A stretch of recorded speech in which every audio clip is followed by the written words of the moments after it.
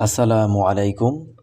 Islamic emotional চ্যানেলের পক্ষ থেকে আপনাদেরকে জানাই আন্তরিক শুভেচ্ছা ও অভিনন্দন। আজকে আমরা আলোচনা করব নবীজি সাল্লাল্লাহু আলাইহি সাল্লাম তার স্ত্রীকে তালাক দিতে চেয়েছিলেন কেন। তখন ছিল মদিনার রাত। নবীজি সাল্লাল্লাহু আলাইহি সাল্লামের ঘরে সাদামাটা জীবন, চুলা অনেক দিন জ্বলে না, খেজুর আর পানি দিয়েই দিন কাটে। একদিন কয়েকজন স্ত্রী একত্র হলেন। তাদের মনে একটি মানবিক চাওয়া ছিল, ইয়া রাসূল আল্লাহ, অন্যদের ঘরে এখন কিছু সচ্ছলতা এসেছে, আমাদের খরচটাও যদি একটু বাড়াতেন। এটা অভিযোগ ছিল না, ছিল স্বাভাবিক চাহিদা। তারা তো নারী, সংসার চালান, প্রয়োজন থাকে। কিন্তু নবীজি সাল্লাল্লাহু আলাইহি সাল্লাম ছিলেন আল্লাহর রাসূল। তার ঘর শুধু ঘর ছিল না, ছিল পুরো উম্মার আদর্শ। এই কথা শুনে তিনি রাগে চিৎকার করেননি, কঠোর ভাষাও ব্যবহার করেননি, কিন্তু তিনি গভীরভাবে চিন্তিত হলেন। তিনি 1 মাসের জন্য স্ত্রীদের থেকে আলাদা থাকলেন, এক উঁচু ঘরে অবস্থান করলেন। সাহাবীরা ভাবলেন, রাসূলুল্লাহ সাল্লাল্লাহু আলাইহি সাল্লাম কি স্ত্রীদের তালাক দিয়ে দিয়েছেন? ওমর রাদিয়াল্লাহু কাঁদতে কাঁদতে এলেন, জিজ্ঞেস করলেন, ইয়া রাসূলুল্লাহ, আপনি কি তাদের তালাক দিয়েছেন? তিনি বললেন, না। সবাই স্বস্তির নিঃশ্বাস ফেলল। তখন নাজিল হলো আয়াত।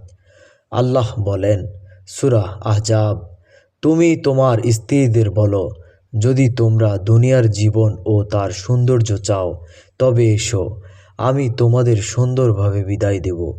আর যদি আল্লাহ, তার রাসূল ও আখিরাত চাও তবে আল্লাহ তোমাদের জন্য মহা প্রতিদান প্রস্তুত রেখেছেন। এটি ছিল এক বিশাল পরীক্ষা, একদিকে দুনিয়া, অন্যদিকে আল্লাহ ও আখিরাত। প্রথমে আয়েশা রাদিয়াল্লাহু নবীজি সাল্লাল্লাহু আলাইহি সাল্লামের কাছে গেলেন, বললেন, তুমি তাড়াহুড়া করো না, চাইলে মা বাবার সাথে পরামর্শ করো। আয়েশা রাদিয়াল্লাহু চোখ ভিজে উঠল। তিনি বললেন, আমি কি এ বিষয়ে মা বাবার পরামর্শ নেব? আমি তো আল্লাহ ও তার রাসূলকেই চাই। নবীজির মুখে হাসি ফুটল। একে একে সবাই, সওদা রাদিয়াল্লাহু, হাফসা রাদিয়াল্লাহু, উম্মে সালমা রাদিয়াল্লাহু, জয়নাব রাদিয়াল্লাহু, সবাই একই উত্তর দিলেন, আমরা আল্লাহ ও তার রাসূলকেই চাই। কেউ দুনিয়া বেছে নেননি, কেউ আলাদা হননি। হাফসা রাদিয়াল্লাহু এর আরেকটি ঘটনা। একবার ব্যক্তিগত একটি বিষয়ে হাফসা রাদিয়াল্লাহু কষ্ট পেয়েছিলেন। রাগের মুহূর্তে নবীজি সাল্লাল্লাহু আলাইহি সাল্লাম তাকে তালাক দিয়েছিলেন বলে কিছু বর্ণনা আছে।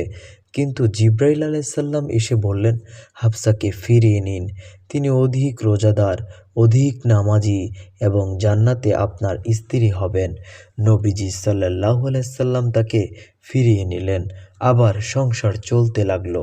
এই ঘটনার শিক্ষা কি আমরা জেনে নেই। নবীজি সাল্লাল্লাহু আলাইহি সাল্লাম জোর করে কাউকে রাখেননি। স্ত্রীদের স্বাধীনভাবে সিদ্ধান্ত নিতে দিয়েছেন। দুনিয়া নয়, আখিরাতকে অগ্রাধিকার দিয়েছেন। নবীর পরিবার ও পরীক্ষার বাইরে নয়। সবচেয়ে বড় কথা, নবীজি সাল্লাল্লাহু আলাইহি সাল্লাম ছিলেন সর্বোত্তম স্বামী। তিনি বলেছিলেন, তোমাদের মধ্যে উত্তম সেই ব্যক্তি যে তার স্ত্রীর কাছে উত্তম, আর তিনি নিজেই ছিলেন সবচেয়ে উত্তম।